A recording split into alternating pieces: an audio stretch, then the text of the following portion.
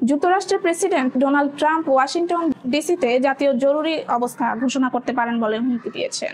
কারণ রাজধানী শহরের police, immigration and customs enforcement আইসিই এর সঙ্গে সহযোগিতা থেকে বিরত থাকার ঘোষণা দিয়েছে।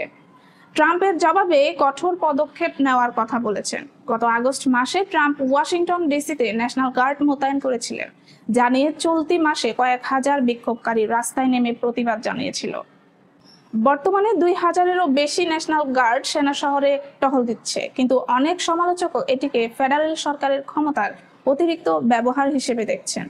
ট্রাম্প দাবি করেন ওয়াশিংটন ডিসির উগ্র বাম ডেমোক্রেটরা আইসিইর সঙ্গে পুলিশের সহযোগিতা বন্ধ করানোর চেষ্টা করছে, যা অপরাধ বৃদ্ধি করবে। তিনি সোশ্যাল মিডিয়ায় লিখেছেন, যদি প্রয়োজন হয় তিনি জাতীয় জরুরি অবস্থা জারি করে কেন্দ্রীয় শাসনের আওতায় আনবেন। ট্রাম্প জনগণ ও ব্যবসায়ীদের আশ্বস্ত করেছেন যে তিনি তাদের পাশে আছেন।